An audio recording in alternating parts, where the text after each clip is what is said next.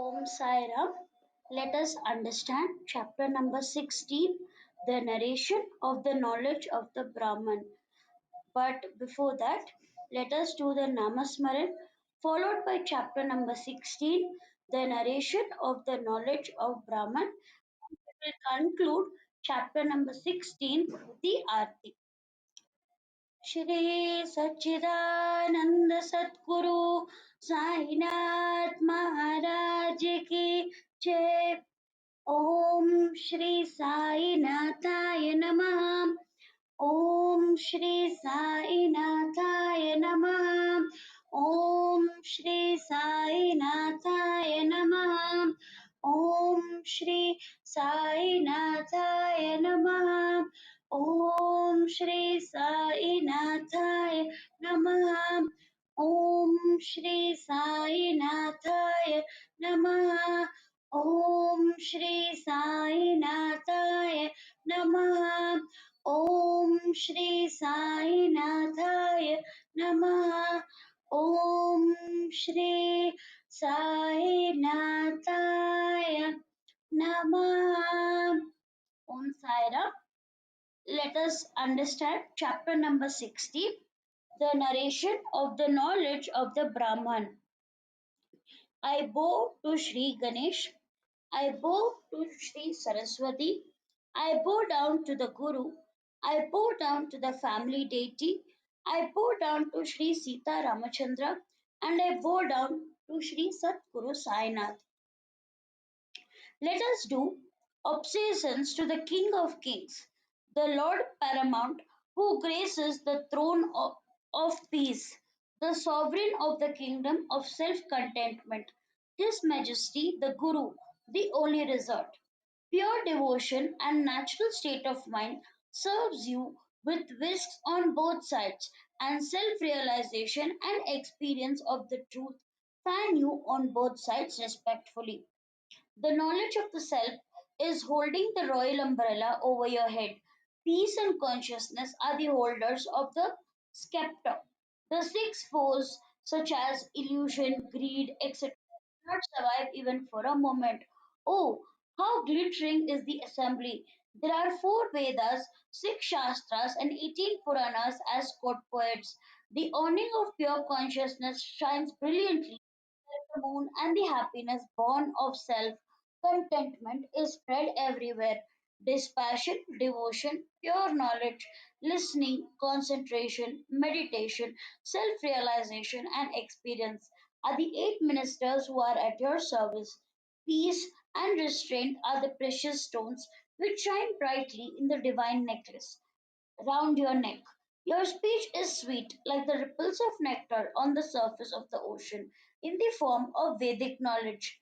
You are holding the sword of knowledge in your hand, ready to strike the blade of which is polished and sharp. At the sight of it is she, in the form of the material world, is trembling.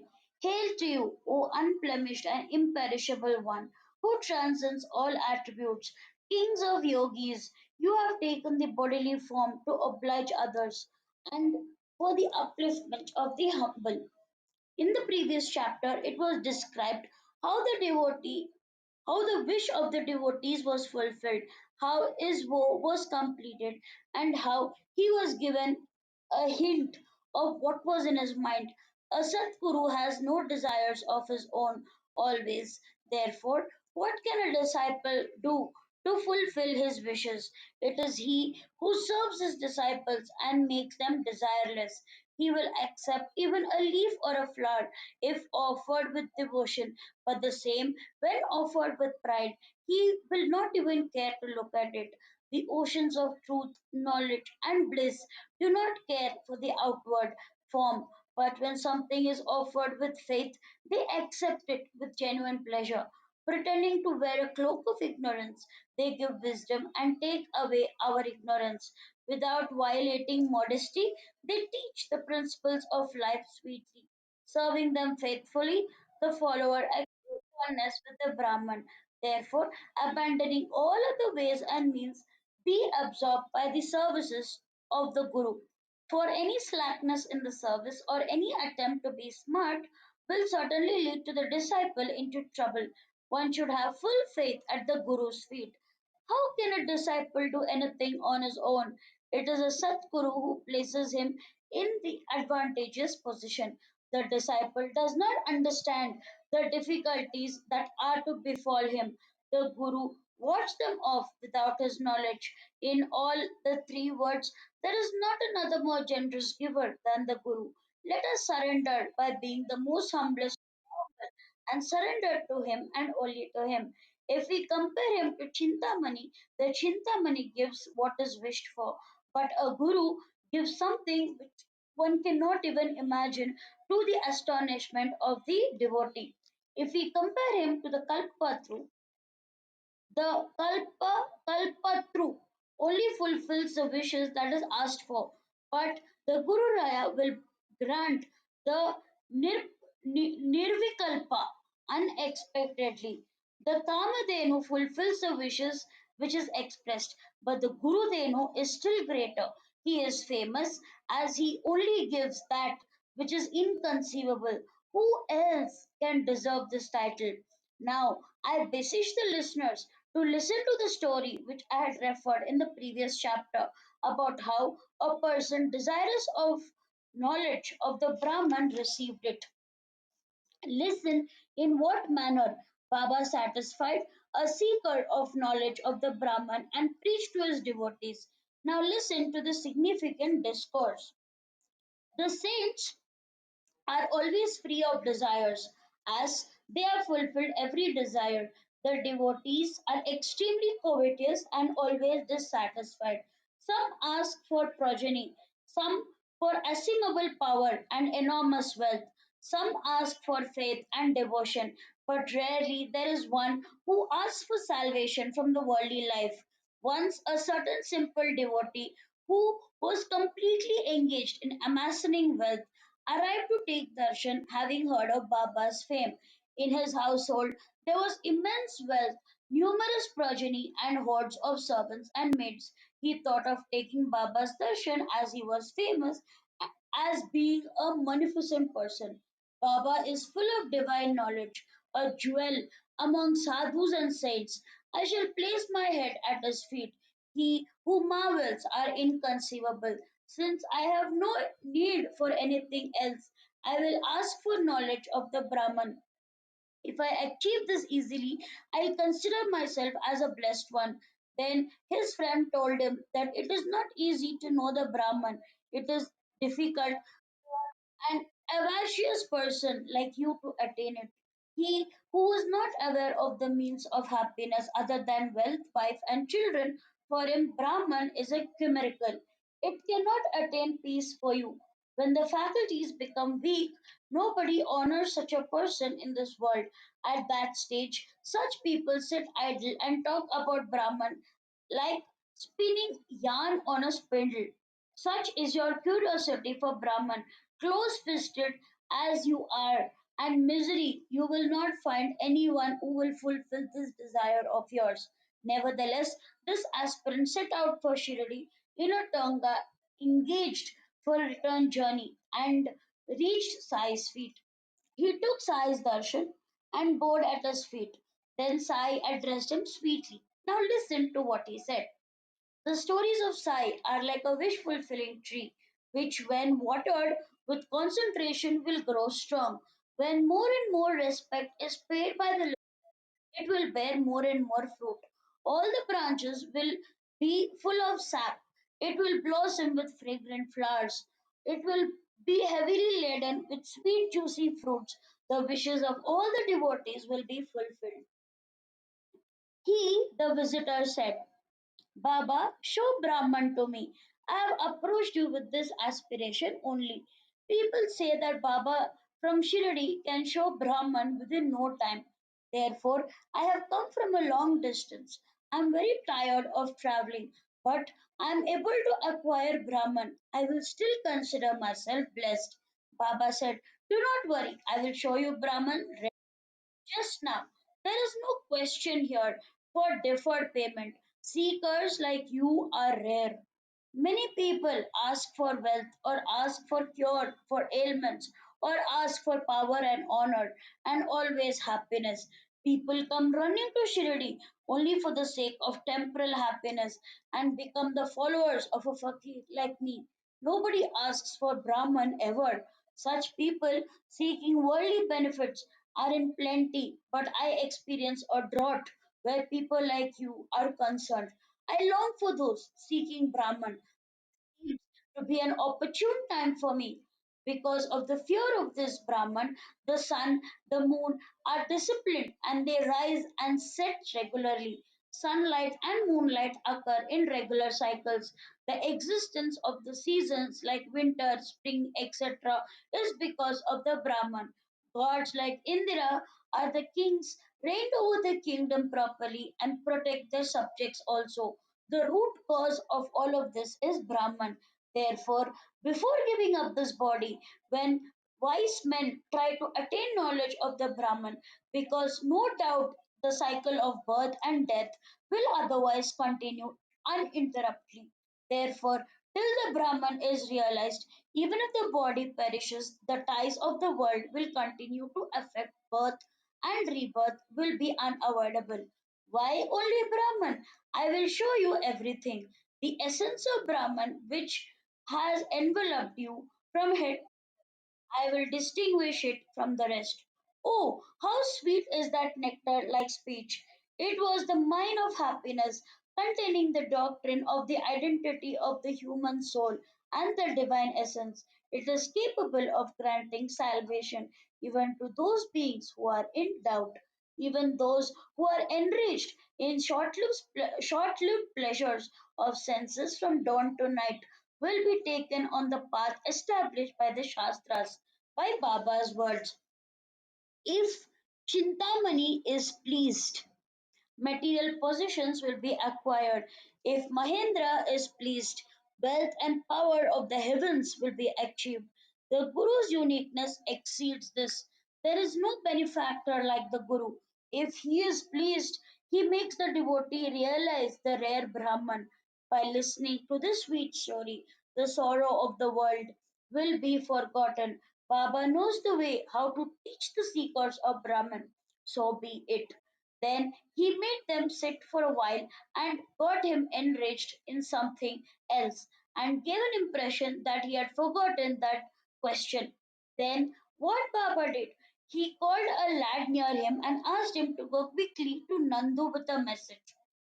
Give a loan of 5 rupees. Baba had dire need for it. Lend it to him quickly for a short while. Go and tell him so. The lad went to Nandu's house. His door was locked. Returning immediately, he gave this information. Baba said, go again, Bala. The grocer must be at home. Give him the same message. Bring the money. Go. This trip was also in vain. Bala was not at home at that time. The lad narrated everything that took place to Baba. Baba sent him to one or more places in haste. The boy got tired of these unprofitable trips but could not procure even a red cent. Maharaj, the omniscient, was fully aware that neither Nandu nor Bala, the grocer, would be at home at that time. Baba knew this very well. Sai was Brahman incarnate. How could he be desperate about 5 rupees? But this play was actually enacted for the seeker of knowledge of the Brahman. When the guest arrives home, what sweetmeats or delicacies are made in his honor are also enjoyed by others. So, making the person keen on Brahman knowledge and excuse Maharaj taught the devotees for the sake of everyone's good. Sainath knew that the Brahmarti was carrying a wad of notes of 250 rupees in his pocket. Did the Brahmarti not understand? Did he not have eyes? Having the bundle of notes in his pocket, he remained caught in his doubts. Sai wanted a loan of 5 rupees. That was two for a short while.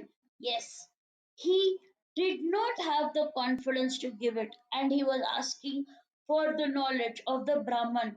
Sai Maharaj was true to his words, and the amount he was asked was also petty. Yet, when the thought of giving came, doubts assailed him. How meagre is the sum of 5 rupees! But he had no heart to give even that much. He who could not help even to the extent, then the person is greed personified. If there had been any other simple, straightforward person who had genuine love for Baba, he would not have silently watched this whole business of borrowing. The person who was so thirsty for the knowledge of Brahman did not even understand this much. I have no doubt about it. But he was overpowered by the greed of money. At least he should have sat quietly.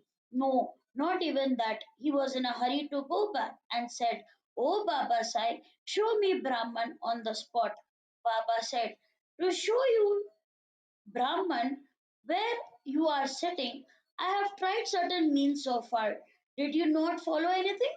For the sake of the Brahman, the five pranas, the five senses of action and perception, ego, intellect, and mind have to be surrendered.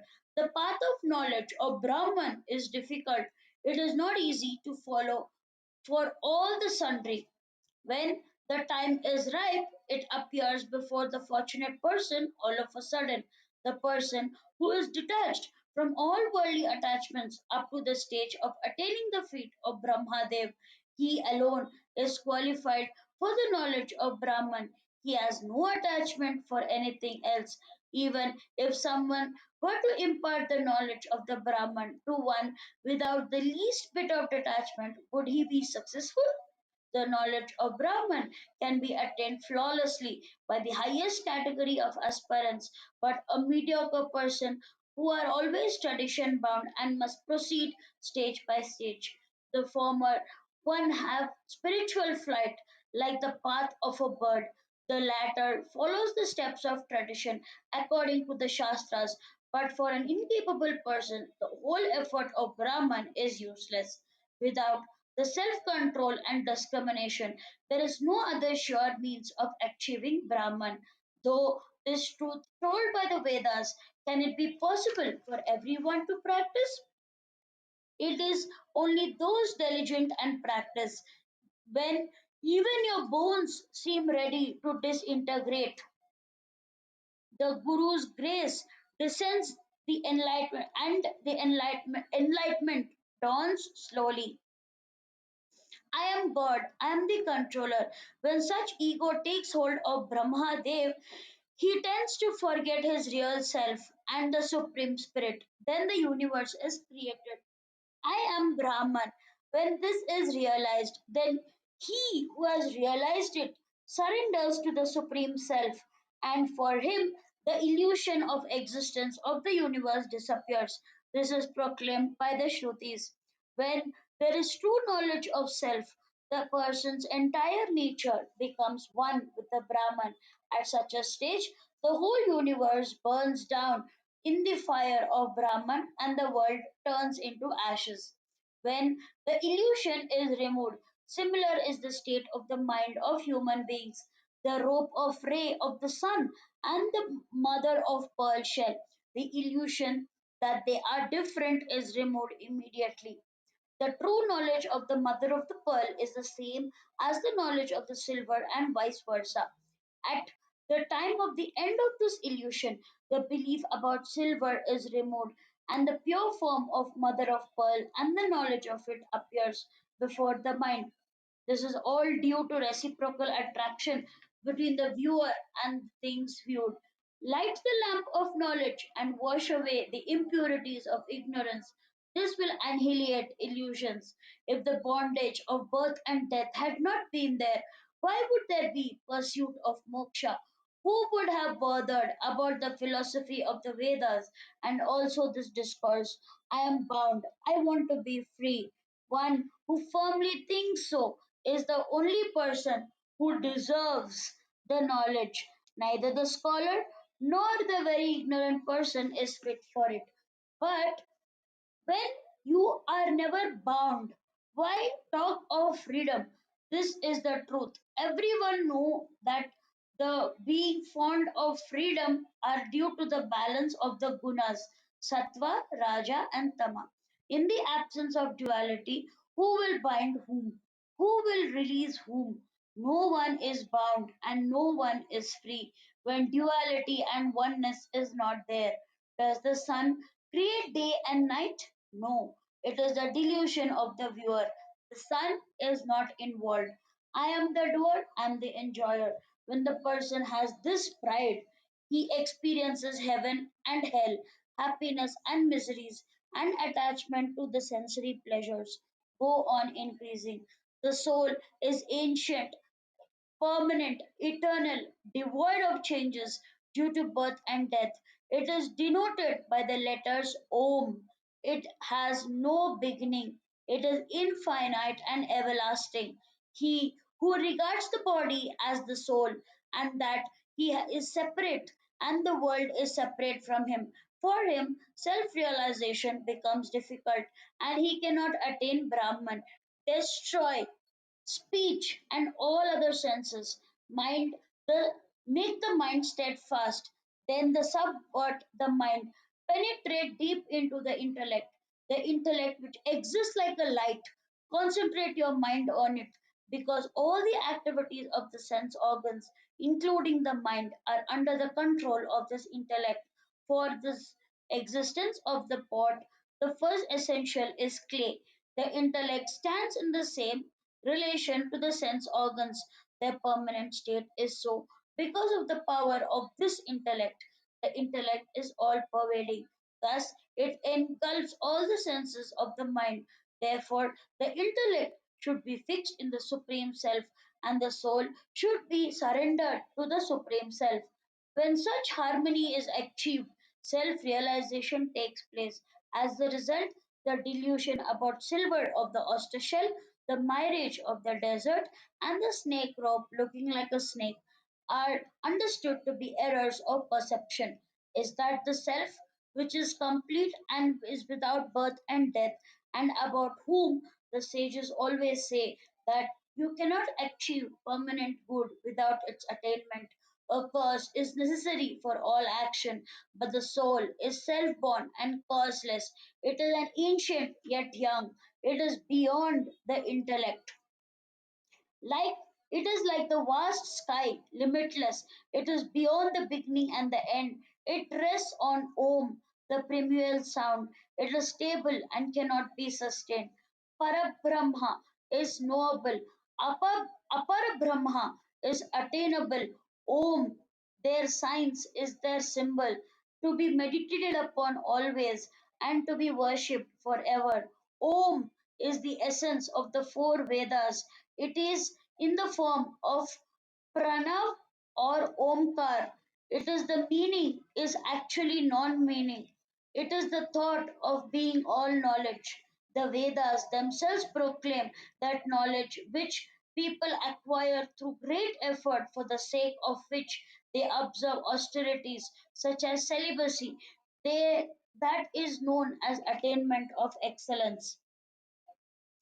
Be it so, though it is difficult to achieve, it is easier for the seeker if he has the grace of the Guru. If one starts controlling the senses, beginning with the gross ones and reaching the subtle ones, it in the regular order as prescribed by the Vedas, the seeker can achieve it easily. That is, the Om, a word, a sentence, a letter, which is the essence of all tapas. By the very utterance, the meaning is revealed, and constant repetition gives enlightenment. It is that all pervading consciousness. It neither grows nor decays because it is immutable. Rare is the ardent devotee of a Satguru who understands his Atman to be such. Those who are always harassed by the threefold miseries, mental, physical, and those that befall them due to destiny, cannot enjoy this experience, which is the privilege of only saints. Ignorance gives rise to material involvement, the only means to turn away from its state of oneness with the Brahman, and that is gained through the saints. Be totally desireless and in the state of mind without any concrete subject or idea. It is the state known as I am that Brahman. Be totally absorbed in this idea till it becomes a natural disposition of your intellect. When one experiences that of the Guru's words are like scriptures, that then both the inner and the outer nature calms down and mental contentment will take place, and the one will be able to understand what Atman is, by which the mind sees a balanced nature of the world. There is non-attachment towards pleasures, wealth, and materialistic things. It unravels the knot of ignorance which is within us, and one will only enter the realm of the abstract.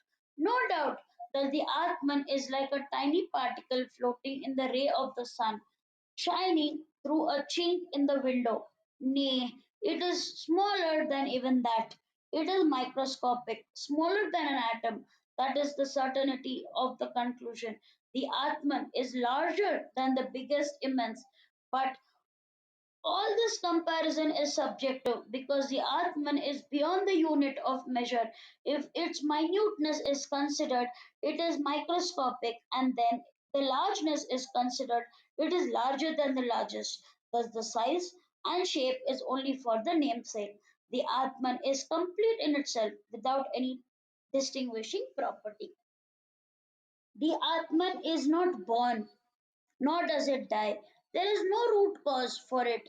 It is unborn, permanent, everlasting, ancient, and not easy to comprehend. The Brahman, which can be seen in the representation of the Om, that is its entire nature, it is difficult to achieve even for yogis who have mastered reaching samadhi and coming out of it. Then can it be possible to be accessible to all? In the efforts to ascertain in its nature, the Vedas were exhausted. The ascetics became the forest dwellers. The Upanishads gave up. Thus, nobody was able to analyze and ascertain it. To acquire the self realization, only teacher who has attained oneness with God is capable. Others can have no footing. A person practicing logic will not stand any chance. There is no chance only for the logician. He will only move around round and round amidst delusions. His intellect will not only come to rest without a teacher who is an expert in the sacred knowledge. The innumerable stars of one's own intellect and imagination will not be able enable one to escape the 84 lakh cycles of birth and death. Only one moon, the teacher well versed in sacred knowledge, is enough. When he is there, there will be no trace of darkness. That is, that which is not acquired by many with a lot of efforts will be acquired easily if one clings fast to the Sadguru who spreads light of good teaching. That false knowledge, which is motivated for the sake of fulfillment of the desire, will disappear, and the truth, pure consciousness, and bliss will stabilize. The state of self realization will arise. Its other name is liberation. This is what is desired deeply by living beings, for which they strive. All those who are always involved in realization of self are forever looking inward. As soon as the mind wavers with respect of the supreme self, all the passions and senses become active. But when the mind is steadfast in self realization, then the passions weaken. He who has turned away from the real self finds all materialistic pleasures always confronting him. But if he turns his real self, those same objects hold no attraction. He who desires only liberation and does not have any other wish within himself does not have the slightest craving for anything in this world or hereafter. Such a person is only fit for liberation. One who falls short of even one of these qualities can not be definitely called the seeker of liberation. He only pretends to be a seeker, like a squint eyed person trying to pass off a handsome man or the blind in one eye pretending to see. Unless ego disappears, greed is destroyed, and the mind is devoid of passion, knowledge of the Brahman will not be assimilated. The belief that the body is the soul is an illusion. Attachment is the cause of the bonds of the world. Renounce the senses completely, and the concept that pleasures spring from them. Then Brahman will be acquired. Parabrahma is without any special attributes. Therefore, it is difficult to realize. Thus, it is explained with the help of examples. This is the only way that has learned people to follow for its attainment. The experts in the Vedas are aware that the soul is mysterious and omnipresent. But how can it be proved and experienced? The primary requirement is purity of mind. Next, penetrating the sharp intelligence is necessary. This leads to threefold purification: corporal, vocal, and mental. And in that state, overflowing with mercy, he manifests himself. The Atman is eternal and immutable. Sorrow is absent from the life of the self realized person, for that person is patient, wise, and free forever from the bonds of the material world. A skilled dialectical approach is of no avail. Mere understanding and the study of Vedas, Shrutis, and the books and their analysis is of no use. The Atman is eternal and immutable. The body is perishable and malleable. Knowing this, he who works for self improvement will be conscious of what is right and wrong conduct. A self realized person is always fearless, the only unique one who has obliterated the twofold nature of the world and successfully destroys miseries. Though realization of the Atman is very difficult and cannot be understood by kirtans and discourses, and only intelligence can do nothing, but it is possible to understand it by special means. The one who is desireless in every walk of life and whose only goal is self realization, such a person who steadily hankers after the Atman, he alone can get the great benefit. One who has unwavering belief in I am that, and after hearing it, he makes it his one and only aim, experiences it, is favored by the Atman. A person who always indulges in evil deeds is perturbed, unsteady, and whose mind is unable to concentrate. For such a person, though learned, it is impossible to acquire. He who discards that which is wrong and practices that which is right in accordance to the Vedas and the Upanishads, and whose mind is always in control. The Atman is at his command. He who keeps himself away from the sinful life, who humbles himself at the feet of the teacher and the guru, who has given up the longing of the fruits of his action, can only attain the Atman without being desireless and being only interested in the Atman and without giving up all passions. Self realization is unattainable. When the Atman witnesses the hardships undergone by the seeker, it will only take pity and it will appear before the seeker. But this is not easy without the Guru. Therefore, for the sake of self realization, the student should listen and meditate and bear in mind non duality. Then only he will achieve easy Atman. This material world is full of ignorance. It is based and flourishes on ignorance. Understand the salvation is not possible without true knowledge. Analysis and interferences only deal with the words and scriptures. When the materialistic attitude is destroyed, then only true knowledge arises. Otherwise, it is not possible. He who considers a pious person or a sinner as the same, he who considers the soul residing in the body as God, and he who behaves accordingly, such a person is great and does not discriminate. When the realization dawns upon the Brahman and the soul is one, that is the ultimate goal of knowledge. Once this self realization takes place, all ignorances vanish. Once The self knowledge is complete. Nothing more remains to be understood. It enables one to understand the material world as well as the palm of the hand. This is because of self realization. The fruit of realization is renunciation of the world without hesitation. Immediately, heavenly bliss is attained and he is repellent with salvation. The Atman is subtler and than the subtlest and greater than the greatest. By describing it thus, its all pervasiveness makes it comprehensible to the intellect. Actually, it is neither subtle nor great. In its case, any comparative degree will look like an imagination. It encompasses the whole manifest, non manifest, movable, and immovable world. The eternal truth is indescribable, but to explain it to the intellect, it is confined into words, though being itself unbound. Only by the means of brilliance of intellect, supreme truth cannot be comprehended. It is possible to achieve it by keeping the company of sages, Satgurus, and saints, and by serving them with love. There is no dearth of description of the Brahman.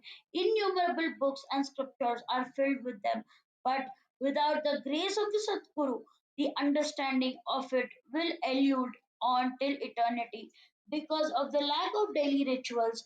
Until such time the mind is not purified and well trained, the realization of the Brahman is not possible.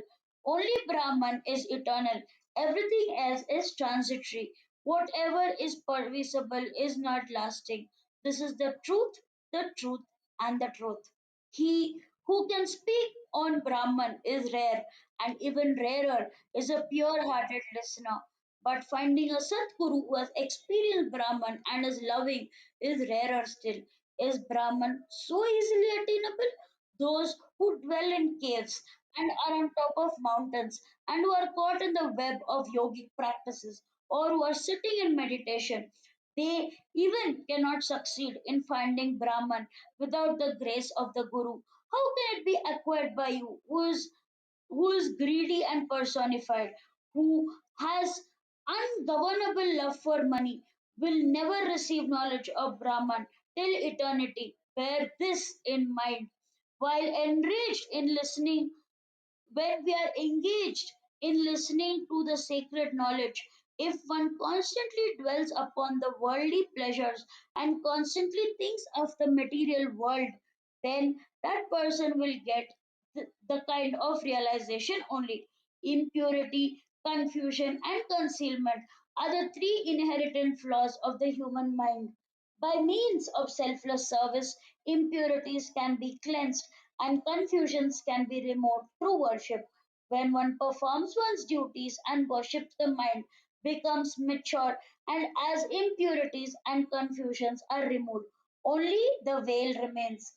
This is that veil which is the root cause of all catastrophe and is destroyed when the true knowledge dawns like the sunshine, driving away darkness.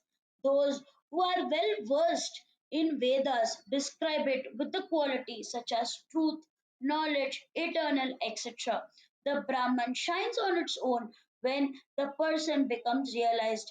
If a lone traveler is walking through the woods and in the dim moonlight and sees a broken tree trunk stump, he is scared and he believes that it is a robber and hides, thinking, I am alone and carrying money. He is waiting to pounce on me like a footpad. Now, what shall I do? For my life is in danger. But at that time, a light draws near and he knows the truth. His fright disappears and the misgiving about the robber is removed. Be it so. Now, I have told the listeners the difficulties in attaining the Brahman.